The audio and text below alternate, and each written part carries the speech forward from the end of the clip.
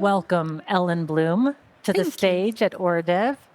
Today we're going to be talking about neurodiversity and neuroinclusive leadership. And so to start our conversation, I want to just first ask, what is neurodiversity? How would you define that? Yes. So when we speak about neurodiversity at Unicus or Auticon, we describe it as the differences in our brains. We come from a background where we have we hire autistic employees. So we talk about autism, ADHD, dyslexia, and different kind of neurodevelopmental disorders. But we also refer to just everyone having a different set of cognitive skills and everyone being having different brains. How does one know if one is neurodiverse? Well, I bet that's an individual question, but I think, and speaking from my own experience and the people I know, there is usually a feeling of being different, not really fit into the norms and expectations, and feeling like everyone else. And I think identifying that you struggle with things that other people tend not to struggle with, and then possibly seeking some help for it. Okay. And give us a little bit about your background. How did you start learning about neurodiversity? Yeah, so I don't know which end to start. I mean, I work now as a leader in a company that only hire people with autism. And in order for me to even apply for this job, I had a very strong relationship to autism since I have siblings, younger siblings, two of them, that I grew up with, of course, and that struggles with these challenges. So I came into knowing more about this since I was, 5, 6, with my sister. And learning to adapt around her needs and her needs for predictability. And we had a schedule in our kitchen with different colors where we had to, plan the week, and we set everything up so she could know what to expect. And then when I grew up, and also my youngest sibling, we learned more about ADHD, and we learned more about how that affected us. I come from a neurodivergent family, so to say, and that also made me apply for this job where I can use that experience both from myself and others in order to actually help people and in order to actually create change. What are some of the superpowers that neurodiverse individuals have? So you say, we feel different, our brains work differently, but that doesn't mean it's bad. No. In fact, I think it could be really good. Yeah. Neurodiverse people are good pattern matchers, systems thinkers, out-of-the-box thinkers. So that's just some of the superpowers. But what are some of the other superpowers that you noticed amongst your colleagues? Yeah, but I think all people, or I hope that all people can identify with the sense that I'm really good at something. And if you are, you can probably know that when I do this, it really comes easy to me. It's easy to get into a flow, and probably also being a little frustrated that other people isn't really as good at it as you are. So for me, for example, I've been, I've had to work a lot on my inner pace. I'm very, very fast. So when I meet someone that's slower or more, reflective, when I was younger, that was very frustrating to me. But now I know that we can complete each other, because it's not always good to be fast. It's good to stop and think before you act. So, yeah. Okay, so your brain is working super fast on the inside, and you have to slow yourself down sometimes to match the pace of another individual. Yeah, I don't know how that person, how the pace is inside that person, but in order for us to, sync, we need to work together. Yeah. And why is it so important that we know about neurodiversity and that we're hiring for neurodiversity? So there are many studies that show that teams and companies with a different set of brains, different set of people with different backgrounds, different experiences, different set of functioning, are performing better, feeling better, creating better things, being more creative. I mean, there are only benefits. If you can imagine, like, putting 10 people exactly as you wouldn't be very innovative. So in order to drive, innovation and everything gets better when we collaborate with people that are not like us. But that is also challenging. So that's why you need to have some knowledge. You need to understand how you are different and understand how you can set the team up and set the work how you work up in a good way so that you can get the most out of everyone. What are some of the best practices for working with neurodiverse people? What are some of the things you've mentioned? Predictability. Yeah. So that's, for some, very important. What are some of the other things that neurodiverse people need? I would say in our day-to-day work life, we have two really strong bullets that we work on, and that the first one is clarity. Being as clear as you can with both expectations, timeframes, expected outcomes.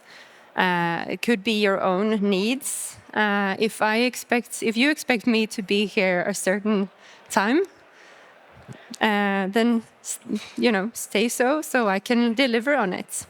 Or if I expect you to ask me certain questions, then if I say that, it's easier for you to deliver on it. So having like a clear communication and clear expectations on each other is very important.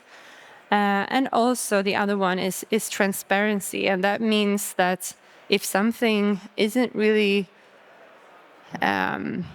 it's important to be able to be transparent with both your own needs and also if something is hard, if something's not working, if some things are not the way you wish.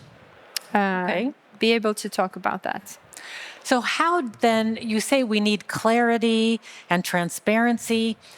How, let's take it from the abstract and make it tangible. Yeah. One of the things that I think about, my expertise is in remote work. And one of the things that we do is we create personal user manuals for ourselves to just identify what is it that we need to be productive and what should others know about working with us. Yeah. Are these kind of things, or is it something similar for neurodiverse individuals? Really good example. For example, when we, at the company I work with, we, as I mentioned, we hire only autistic people. And when we prepare our consultants for new assignments, we have this checklist where we go over everything from like where to put your lunchbox, where to park your bike, what's the first day going to be like, who is going to be there to greet you, who is going to be there for lunch, who is responsible for different things throughout the first week, for example. So you know a lot of things in advance, and that creates a safe and clear working environment for someone from the first day. And I don't think that you have to be autistic to appreciate that. If you're new at work and someone would give you like a schedule, this is what the first week is going to look like. These are the people that are going to make sure that you are having a good time. This is what you can choose between when it comes to lunch and different settings. I mean, it's beneficial for everyone. Right, and especially beneficial for neurodiverse individuals. It could be like necessary or absolutely needed for someone with those needs, but it wouldn't harm anyone. So where do people go wrong? Where does leadership go wrong with neurodiversity? I would say assuming that people are like you and think like you and know the things that you know. So a lot of people, not only leaders, but many people take things for granted. Like, it's obvious. that this is the right thing to do, or it's of course it's obvious that you are expected to be 5 minutes early to the meeting or 10 minutes before to prepare, or doesn't everyone know, or doesn't everyone understand? Because the answer is no. People don't think like you. And I think most leaders will be better leaders if they expect people to think not at all like them. I love it. So you want to make the explicit agreements more, or the implicit agreements more explicit. Yes. Is what you want to do. Yeah, we teach leaders not to have any outspoken or any hidden expectations. How can a leader identify who might be neurodiverse? Or is that even important to know who it is? Is it just important to have knowledge about it? No. I think, I mean, I guess you could identify. It takes one to know one, maybe. But I mean, you don't have to, and you can't identify. I mean, when you meet someone at work or in a working environment, you see probably 10 to 20% of that person. You don't see what happens when they come home. You don't see what's going on in their relationships. You don't see what's going on their spare time. You don't see if they have sleeping struggles, or if they have a problem doing laundry or food shopping or whatever it can be. You see a little piece of a person. So, and from that little piece, you don't know how much energy it takes for that person to perform like that in the working environment. So maybe you have someone that you wouldn't at all expect to be neurodivergent, but they, take all the energy to act normal, and then they come home and they're just exhausted, have nothing, no energy to do anything else, and then back to work next day. So I would say, no, you can't identify, and no, you don't have to, because you can just assume that people would benefit from these working ways of working. So one of the statistics that I looked at said that about 20% of us are neurodiverse. So it seems extra important to pay attention to this, because we all are around somebody who is neurodiverse. And in that 20%, I guess you group together people with autism, people with ADHD, people with dyslexia, dyscalculia, dyspraxia, maybe Tourette syndrome, and all kinds. And if you also count all parents, all siblings, all neighbors, and all friends, I mean, it's. What does it feel like for a neurodiverse person in an environment that does not support them? You mentioned feeling exhausted. What are some of the other things that happen for someone trying to act like a typical person? There is a word called masking, which is pretty known in this in neurodivergent communities, which means the energy or the effort that you make to cover up your neurodivergent traits. Some of it is needed, I mean, for all the people to function together. I can't behave like however I want when I'm interacting with other people, but you need to have some sort of understanding that maybe I need, in order for me to work best, I need to stand up and walk around every 20 minutes at the office. And if I'm in a meeting with 2 hours only talking, I will completely zoom out, and it would be more beneficial to have some breaks and. Is there a difference between working in person and working remotely for neurodiverse individuals, or? Yeah, I mean, I can't generalize for everyone. I think it's in some extent it saves energy to be on your own, but it can also be devastating for people that need social interaction and social input. So it's very individual, I would say.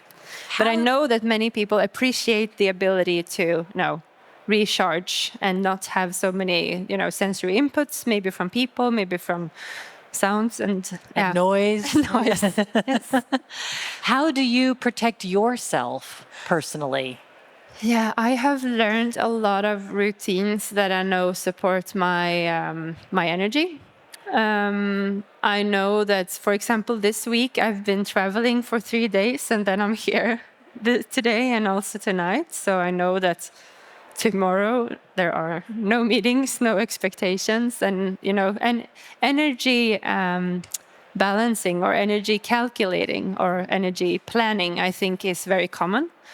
And I think that's something that you need to learn about yourself, what takes energy and what gives me energy, and to keep that in a balance. And this can be things that other people would say is just done by routine. For example, reminding to plan when to do your laundry or to go grocery shopping, or maybe some other daily task would be routine tasks for some people, but for some people it would take up so much energy. So planning not only your working life but your entire life in order to know your balance on the All energy right. account. Yeah, So you that's have important. energy planning. What's something else?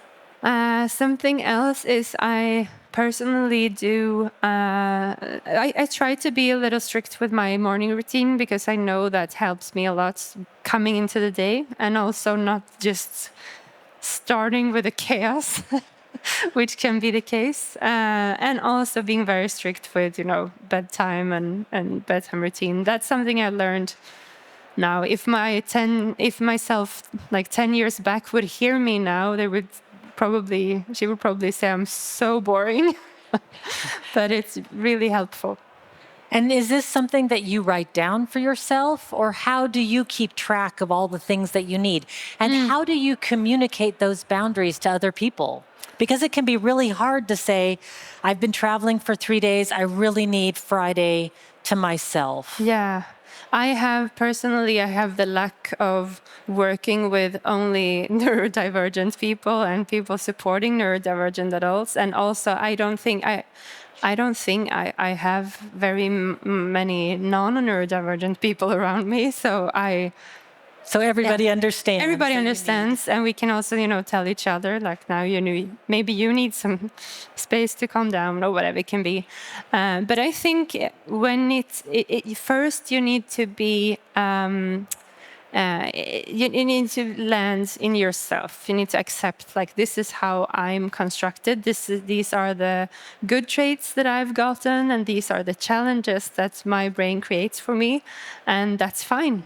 And you don't have to, value things as good or bad. You can just, this is what I have to work with, and then try to figure out what works for you. It takes a while, and there are supports to get. But you can't really listen to anyone else, I think. You need to figure it out for yourself, because whatever anyone else, they would start either from how things work for them, or what they have learned about autism or ADHD or what it can be. So understanding how you work, and then trying to build from there is. And how do you communicate those needs to your team members or to a leader who might not understand? Yeah, that's hard. I mean, having a leader that doesn't understand is that can be really devastating, I think. I think it's important to have people around you that encourage you, and also that you encourage other people to open up. So I think that leaders, that's why we work with leaders, and that's why we target leaders in our education, because they can really make a huge difference in people's lives when it comes to the acceptance of just, who you are and how you are. So what kind of things do you do to educate leaders?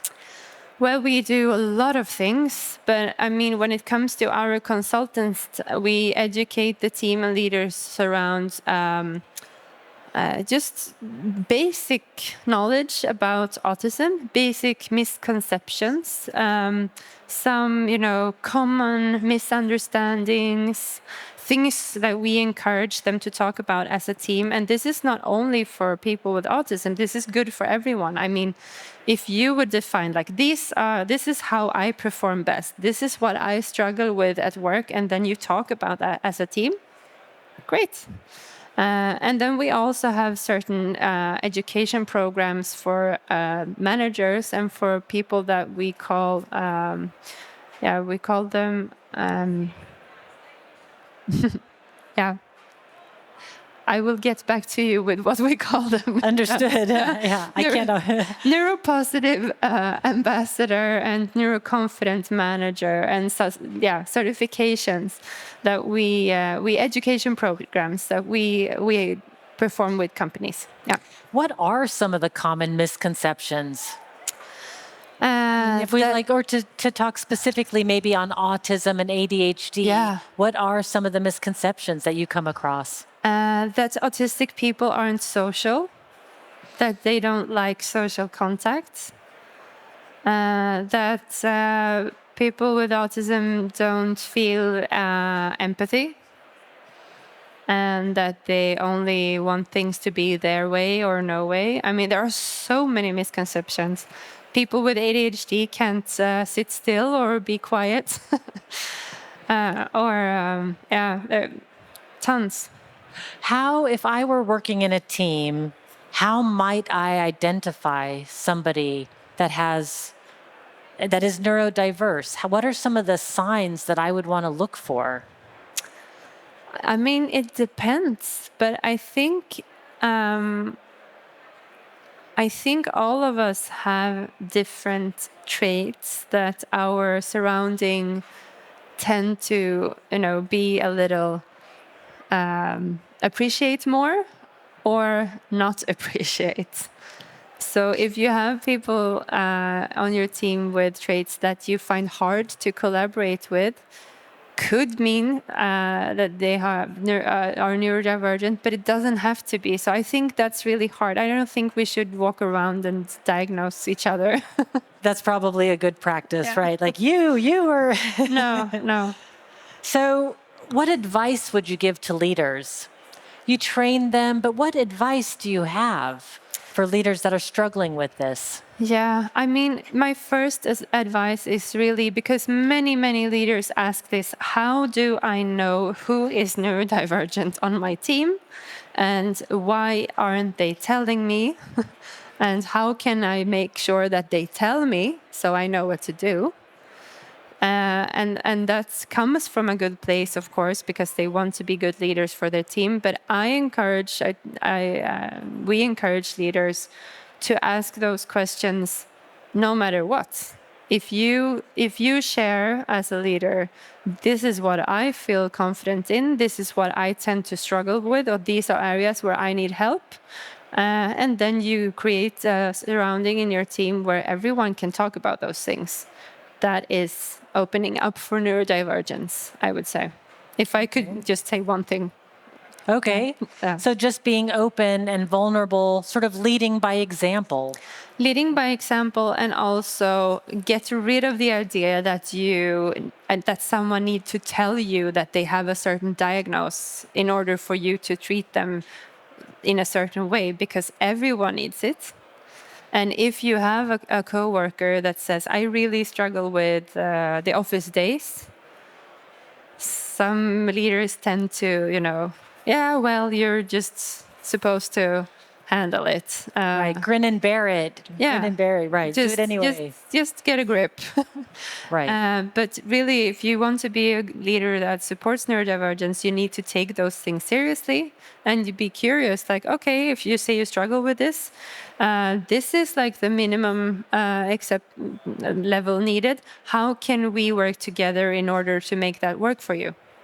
What can we change? What can we do? What would you say is a good way to? Yeah. So just be curious and open, and also clear with what's expected. Because I think sometimes, I don't know if anyone here would say so, but sometimes we have rules or just common practices that just are there because there have always been so. And then maybe we need to question those things a little bit. Why are we doing things this way? if no one knows why, then maybe it's time to change it or adapt it. Where can people go to learn more about neurodiversity? What are some of the trusted sources that you go to? We go to our employees. I mean, we have over 500 employees across the world, so you can always visit auticon.com. I don't know if that's going to be shared later, but it's Yeah, we can share it in the show notes. Auticon.com or Unicus in Sweden. And we also trust there are a lot of forums where neurodivergent people share their own stories. I mean, when people do research and when people do, a lot of the medical perspectives on this hasn't really catched up with the experienced perspective. So there are, there's a medical perspective, but there's also the self-experienced perspective. And we represent the self-experienced perspective. So if you want the medical aspect of it, you can go to the universities and medical sources. Are there podcasts or books that you reference yourself? Or you're just like, oh, I live this, so I don't need to. No, I mean, I've listened to so many podcasts. In Sweden, we have a researcher that's called Lotta Borg Skoglund, which is a female that has done really great work on ADHD, especially in women. But there are, Auticon has a podcast of our own, and there are, if you just search for neurodivergence on podcast, you will definitely find some sources. I don't have one. There are like many. Is there a difference between men and women? Yeah. I'm in regard to neurodivergence. Yeah, especially since most of the research is and has been done on boys and men. Most of the criteria for the diagnosis has also been formed around boys and men.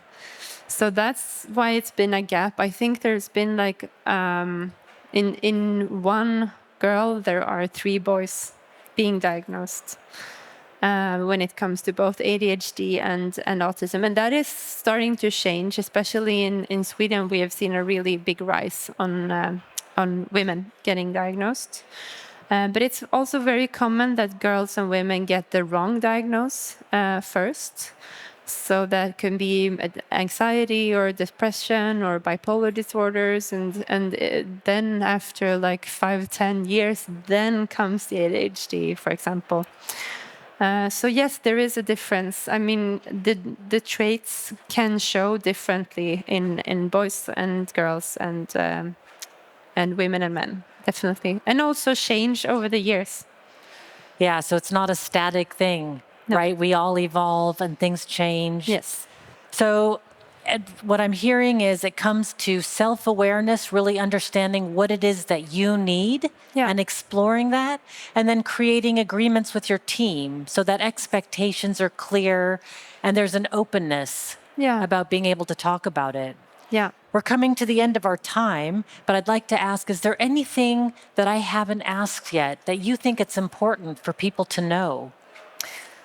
Well, I think a little about what we were going into here, that it's very individual, that there is not one way to have ADHD or one way to have autism. All people are different, all people are individual, and also all people can develop. Just because you have autism doesn't mean you can't learn certain things, or just because you have ADHD doesn't mean you always need to struggle with whatever it is. You develop like everyone else, and you are an individual like everyone else. So really avoiding generalizing and also avoiding limiting yourself, I think is really important.